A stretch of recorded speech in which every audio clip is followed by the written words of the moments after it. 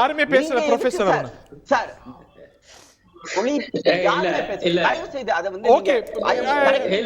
Okay point made. Professor Arunan எல்லா தரப்பிலும் தானே பிரிவினைவாசம் பேசுவோம். அப்ப திரு ஆச்சாரி பட்டியலிட்டார் அந்த 6 முக்கியமான விஷயம் இல்லையா? இல்ல அதுல ரொம்ப முக்கியமானது அடிப்படையா அந்த கடைசி விஷயம். இப்ப நான் உள்துறை அமைச்சர் அமித்ஷா அவருடைய பேச்சு பிசினஸ் டுடேல இந்த மாசம் 21ஆம் தேதி வந்திருக்கு. அதை நான் அப்படியே வாசிக்கிறேன். Can a Tamil rule Odisha? Can a Tamil Babu run Odisha? இவர் என்னங்க சொல்லவே இல்லை, அடிச்சு விடுறாங்க ஆச்சாரியா. ஒரு தமிழர் ஒடிசாவை ஆள முடியுமா? ஒரு தமிழ் பாபு ஒடிசாவை ஆளலாமா? கேட்டது யாரு? பாஜகவினுடைய தேசிய கட்சி, ஆளும் தேசிய கட்சியினுடைய உள்துறை அமைச்சர். அந்த மக்கள் மனநிலை அப்படி இருந்ததுன்னா கேட்கறதுல என்ன தப்புன்னு கேட்கிறார். உதாரணத்துக்கு சிவதாஸ் மீனா தமிழ்நாட்டுல அரசியல் குதிக்கிறார்னு வச்சுக்கோங்களேன். தமிழ்நாட்டு அரசியல் கட்சிகள் கேட்பாங்களா கேட்க மாட்டாங்களா? வடக்குல இருந்து ஒருத்தர் நம்மளை ஆளுவதா அப்படின்னு கேட்பாங்களா கேட்க மாட்டாங்களா? எங்க அந்த மக்கள் ஏற்றுக்கொள்றாங்க இல்லையாங்கிறதானுங்க முக்கியமா. அந்த அபிலாஷைகளை தானே அரசியல் கட்சிகள் வெளிப்படுத்துவாங்க. அந்த சென்டிமெண்ட்ஸுக்கு கேட்டர் பண்ணுவாங்களா மாட்டாங்களா அரசியல் கட்சிகள்? நான் வாத்தி இல்லங்க இல்ல ஒரே ஒரு பாயிண்ட். இப்ப தமிழ்நாடு அரசு உரிமைகளை கேட்டா, நிதி உரிமையை கேட்டா, அதே போல தமிழ்நாடு மொழி உரிமையை கேட்டா, அப்பெல்லாம் பாஜக காரங்க என்ன பேசுவாங்க? என்ன இன்னைக்கு வரைக்கும் அப்படித்தான். தமிழர் என்றே பேசக்கூடாதியா, நாமெல்லாம் இந்தியர்பாங்க. இப்ப ஒடிசாவுக்கு மட்டும் தனி. அங்க போய் ஒரு வி.கே. பாண்டியன் கிடைச்ச உடனே அவங்க அந்த அரசாங்கத்தை பத்தி என்ன பேசுறதுன்னு தெரியல நம்முடைய உள்துறை அமைச்சருக்கு. ஆகவே அவர் எந்த விவகாரத்தை கிளப்புறாரு என்றால், பாண்டியன் அங்க ஒரு முக்கியமான கட்சி தலைவர் ஆயிட்டார். இப்ப ஆச்சாரியா சொன்னார்ல, ஒரு IAS அதிகாரி 10 ஆண்டு காலமாக அப்படின்னு. அவர் IAS அதிகாரியாக முதலமைச்சருக்கு உதவியாளராக இருந்தார், யாரும் மறுக்கல. அவர் இப்ப 2 ஆண்டுகளுக்கு முன்பு பதவியை ராஜினாமா பண்ணிட்டு பிஜு ஜனதா தளத்துல சேர்ந்து அதனுடைய தலைவர்கள் ஒருவராயிருக்காரு. அந்த கட்சிய அரச நவீன் பட்நாயக்கே ஆட்சி படைக்கிறது பாண்டியன் தான் இவர் சொல்றாரு. பட்நாயக் சொல்லியிருக்காரா? அந்த கட்சியினுடைய இதர தலைவர்கள் சொல்றாங்க. அவருடைய அரசியல் வாரிசுன்னு கிட்டத்தட்ட வெளிப்படை ஆயிடுச்சு சார். அதுவும் அதை ஒரு மண்ணை சேர்ந்தவர் இல்லை அப்படிங்கும் போது ஒரு அரசியல் கட்சி பிஜேடிக்கு எதிராக அரசியல் செய்யற கட்சி அதை கேட்க தானே செய்யும். தமிழ்நாட்டுல எம்ஜிஆருடைய எத்தனிசிட்டி அரசியல் கட்சிகள் கேட்டது இல்லையா? நாமளும் இந்தியர்கள் தான், இந்திய வரம்புக்குள்ள ஆபரேட் பண்ற கட்சிகள் தானே. ஜெயலலிதா தமிழ், ஆனாலும் அவரை கேட்டது இல்லையா? நம்ம அந்த மாதிரி கேட்டது தப்புன்னு தான் நாங்க ஆதி காலத்துல சொல்லிட்டு வர்றோம். கம்யூனிஸ்டுகளாகிய நாங்க சொல்ற பாயிண்ட், ஒரு மாநில மக்கள் ஆளுகிற தகுதி ஒருவருக்கு எப்படி கிடைக்குன்னா, அந்த மக்கள் அவரை தேர்தலில் தேர்ந்தெடுத்து அந்த கட்சியினுடைய தலைவராக தேர்ந்தெடுத்து பெரும்பான்மை MLA-க்களை கொடுத்து அவரை தலைவராக்கினால் அதை ஏற்கணும். அவர் மலையாளியா இல்லையா என்று பார்க்கக்கூடாது. எம்ஜிஆர் அது பாண்டியனுக்கும் பொருந்தாத. ஒடிசா மக்கள் ஏற்றுக்கொண்டால் பாண்டியன் ஒடிசாவுடைய முதலமைச்சர் ஆகலாம். மெயின் பாயிண்ட், மக்கள் அவருடைய தலைமையை ஏற்று அந்த கட்சிக்கு ஓட்டு போடணும். இதுதானே நம்ம அரசியல் சாசனம். இந்த பாயிண்ட மறந்து விட்டு என்னங்க பயங்கரமா இப்ப பூரா முன்பெல்லாம் நமக்கு பாடம் எடுப்பார் ஆச்சாரியா. ஐயா இந்தியன்னு பேசியா, இந்தியான்னு பேசணும். நீங்க என்ன நேரமா தமிழ்நாடு தமிழர்கள் பேசி. இப்ப ஒடிசாவுல போய் இந்த அடுத்த பாயிண்ட் ஹரி, இப்ப இந்த பாண்டியன் விவகாரத்தை 10 ஆண்டுகளா இருக்குன்னு இப்ப அவரே ஒப்புக்கொண்டார்ல. இந்த 10 ஆண்டுகளை இத பத்தி பாஜக பேசியது உண்டா? மோடி பேசியது உண்டா? ப்ரொஃபசர் முக்கியமான கருத்து கேட்டிருக்கீங்க. நான் நேரத்தை நான் மீண்டும் உங்கள்கிட்டயே வரேன். ஆச்சாரி ரொம்ப ஒரே ஒரு வாக்கியம். Yes professor. ஒன்றும் இல்ல, இந்த காலம் முழுக்க பிஜு ஜனதா தளத்துடைய ஆதரவை பெற்றிருந்தது மோடி அரசு நாடாளுமன்றத்துல. அவங்களுடைய ஆதரவோடு தான் பல சட்டங்கள். இன்னும் கூட இந்த தேர்தல் வரைக்கும் கூட பிஜு ஜனதா தளத்துடன் கூட்டணி ஏற்படுத்த மோடி, அமித்ஷா, பாஜக தலைமை முயன்றது என்பது செய்தி. பாண்டியன் கெடுத்துட்டாலும் கோமா திரு ஆச்சாரி. ஹரி, நான் 6 பாயிண்ட் சொன்னேன். அவர் 6 பாயிண்ட் 7வது பாயிண்ட் மட்டும் எடுத்து பேசினார். இதுல பேராசிரியர் முடிக்கும் போது ஒரு முக்கியமான ஒரு வார்த்தையை சொன்னாரு. அவர் அரசியல் இருக்காரு, அதனால அவருக்கு அந்த உரிமை உண்டுன்னு. அவர் வந்து தேர்தல் அரசியல்ல இதே பாண்டியன் MP சீட்லயோ MLA சீட்டுக்கோ போட்டியிட்டாருன்னு வச்சுக்கோங்களேன், அதுக்கப்புறமேட்டு நம்ம அதை பத்தி பேசலாம். ஏன்னா அது வந்து ஒரு முக்கியமான விஷயம். அந்த மக்களும் கேட்பாருங்க இந்த கேள்வியை ஒரு வேட்பாளராக. ஆனால் அவர் வந்து இந்த தேர்தலில் போட்டியிடவில்லை. நிழல் அதிகாரமயமா பவர் வித்அவுட் அக்கவுண்டபிலிட்டி வச்சிருக்காரு.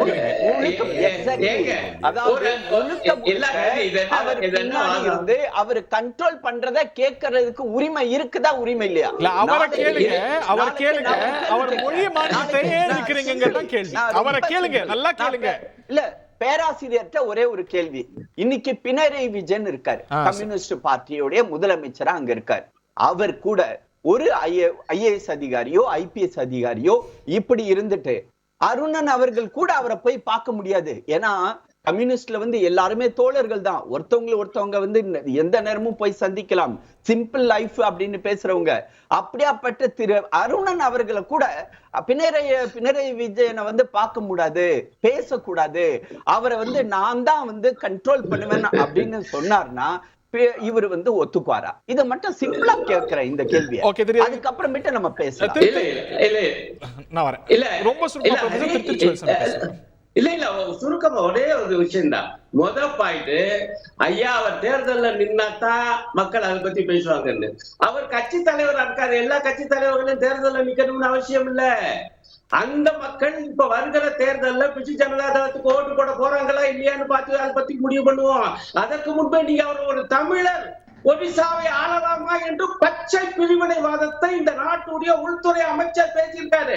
ஆதாரத்துடன் வாசிச்சேன், அதுக்குள்ள ஏன் போகல. இரண்டாவது, எங்க கட்சியா இருந்தாலும் சரி, எந்த கட்சியாக இருந்தாலும் எங்க கட்சி அதை அனுமதித்தால் ஐயா இவர்தான் ஐயா அடுத்து இந்த மாதிரி அரசியலுக்கு என்றால் அதை பிரச்சனை. இப்போ பிஜு ஜனதா தளம் ஏதாவது கேட்கறாங்களா பாண்டியனை பத்தி? கேட்கலாம். நீங்க ஏங்க தமிழ் பேசுறீங்க? கேக்குறாங்க. நீங்க வந்து பல அரசியல்வாதிகள் பிஜு ஜனதா இவருக்கு எங்க கட்சியில வந்து சேர்ந்திருக்காங்க. ஹரி அவருக்கு சொல்லுங்க. பிஜேபி எடுபடுற விஷயத்தை தானே அரசியல் கட்சிகள் பேசும், எடுபடாத விஷயத்தை பிரதமர் உள்துறை அமைச்சரோட பேசுவாரா? இல்ல எடுபடுதா இனிமே தான் தெரியும். மேல இந்த 10 ஆண்டுகளா ஏன் பாண்டியனை பத்தி தமிழரா இல்லையான்னு ஏன் பேசல அமித்ஷா? நம்ம அடுத்த ரவுண்ட்ல கேட்கலாம். திரு ரமேஷ் கேட்கலாம். திரு வேலுசாமி நிறைய புகார் அடக்கி இருக்கிறார். நீங்க பிரிவினைவாதம் பேசுறீங்க, உங்களுக்கு தான் சில தெளிவுல அரசியலை கடந்து சில தெளிவுல சொல்லணும்.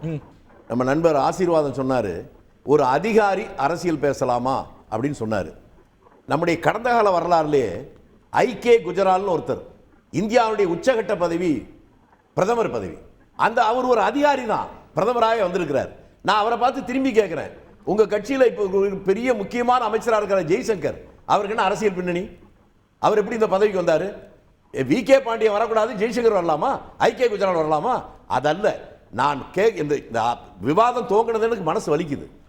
அரசியல் கட்சிகள் எத்தனை வேணாலும் இருக்கலாம், முரண்பாடுகள் இருக்கலாம், எல்லாருடைய நோக்கம் என்பது மக்களுக்கு நன்மை செய்யதாக இருக்க முடியும். அதற்கு மிக சரியான ஒரே ஒரு சம்பவத்தை மட்டும் சொல்றேன். இந்தியா சுதந்திரம் அடைந்த உடனேயே முதலாக ஒரு எதிர்க்கட்சி மாநில ஆட்சியை பிடித்தது கேரளாவில். ESM நம்பிதுரை. அதை கலைச்சது காங்கிரஸ். நான் சொல்லி முடிச்சிடுறேங்க, நீங்க அவசரப்படுறீங்க. நீங்க பிரதமர் ஆகிறதுக்கு தகுதி இருக்கு. என்னன்னா பாருங்க, ஒரு நல்ல விஷயத்தை சொல்ல வர்றேன். என்னன்னா காமராஜர் தமிழக முதலமைச்சராக பொள்ளாச்சி பகுதியில் போறாரு. அந்த பகுதியில் சொல்றாங்க, மேலே இருக்கிற தண்ணி இங்க வந்தாக்க இந்த பகுதியெல்லாம் செடிக்கும், இங்க வறட்சியா இருக்கு. உடனே அந்த பகுதியை சேர்ந்த சி சுப்பிரமணியத்தை கூப்பிட்டு EMS நம்பூதிரிபாட்டை கேட்டு, எதிரும் புதிருமாக இருக்கிற கட்சி அங்க ஒரு அணை கட்டுறதுக்கு அதிக அனுமதி வாங்கன்னு கேட்கிறாரு. ஒரு மாதம் கழிச்சு கேட்டேங்க, அந்த அணையை கட்டினா எங்களுக்கு என்ன லாபம்ன்றாருன்னு. உடனே போன் பண்ணுங்கன்றார். போன் போட்ட உடனே இவர் கேட்டது என்னன்னு கேட்கவே இல்லை. நம்பூதிரிபாடு, உன் புத்தியா இப்படி கெட்டு போச்சு? நீ நானும் அடிபட்டு உதப்பட்டு ஜெயிலில் இருந்தமே அடிமை இந்தியாவில், அப்போ உனக்கு என்ன லாபம் எனக்கு லாபம்னு பார்த்தோமா? இப்போ என்னமோ அணை கட்டினாக்க உனக்கு என்ன லாபம்னு கேட்டியாமே? நீயே அதுக்கு சட்டத்திட்டம் என்ன நிபந்தனை எல்லாம் போடு, அந்த ஃபைல நான் கையெழுத்து படிக்காமலே கையெழுத்து போடுறேன்னு சொன்னார். அப்படி வந்ததுதான் பரம்பிக்குளம் ஆரியார் திட்டம். இப்ப பினராயி விஜயன் எல்லாம் சொல்லுங்களேன். அதை தாங்க நான் சொல்றேன், எல்லாருக்கும் சேர்த்து சொல்றேன். இனம் மொழி மதத்தை கடந்து கர்நாடகாரங்க எல்லாம் சொல்லுங்களேன். இல்ல கர்நாடக காங்கிரஸ் ஆட்சிட்டு ஆஹா கர்நாடகா ஒன்றரை கோடி தமிழர் இருக்காங்க. அவர்களுக்கு சொல்லுங்க நல்லா சொல்லுங்க. சிவகுமார் அங்கே ஃபோன் பண்ணி சொல்லுங்க. உங்களுக்கு காரியெல்லாம் நல்லா தெரியும். என் பையனும் என் பேர பிள்ளைங்க எல்லாம் அங்க தான் இருக்கு. சொல்லுங்க. எனக்கு நல்லா தெரியும். ஃபோன் பண்ணி சொல்லுங்க. தெரியுதுங்க. எங்களுக்கு தெரியுதுங்க. உங்களுக்கு தான் தெரியல. நான் என்ன பண்ண முடியும்? அதாவது இன்னைக்கு நம்ம தேர்தல் கமிஷனுடைய அபாரங்க.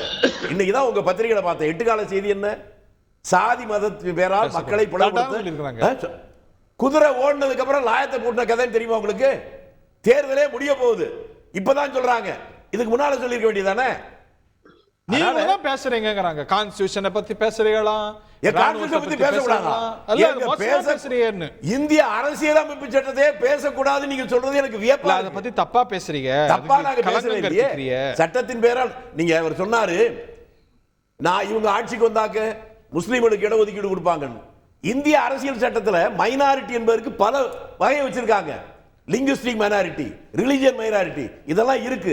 தமிழ்நாட்டிலே கூட முஸ்லிம்களுக்கு இடஒதுக்கீடு இருக்கா இல்லையா? இது ஒன்றும் புதிதாக இல்லையே. இதை இவங்க காங்கிரஸ் வந்தா கொண்டு வந்துருவாங்க. நீங்க முதல்ல சொன்ன மாதிரி 2 எருமை மாடு வச்சிருந்தா அதையும் பிடிக்கிட்டு போவாங்க. இதுவா விமர்சனம்? இவர்கள் சொல்வதன் மூலமாக இந்த 10 ஆண்டு காலங்களில் ஒரிசாவுக்கு போன இந்த மாநிலத்தில் இந்த 10 ஆண்டு காலங்களில் என்ன எங்க ஆட்சியில் நன்மை கிடைச்சிருக்கு சொல்லட்டும். தமிழ்நாட்டுக்கு வந்தா இந்த எங்க என்ன நன்மை கிடைச்சுன்னு சொல்லட்டும். இதே சென்னையில் 10 ஆண்டுகளுக்கு முன்பாக பிரதமர் மோடி அன்றைக்கு பேசுகிற போது நான் ஆட்சிக்கு வந்தால் 6 மாதத்துல பெட்ரோல் விலையை பாதியா குறைப்பேன்னு சொன்னாரா இல்லையா? அப்படி செய்யலைன்னா என்ன பண்ணுங்கன்னு சொன்னாரா இல்லையா? இன்னைக்கு அது நடந்திருக்குன்னு சொல்லட்டும். பாதியை விட கம்மியா குறைக்குன்னு சொல்லட்டும். அதை விட கொடுமை இன்றைக்கு நான் உங்களுக்கு சொல்றேன்.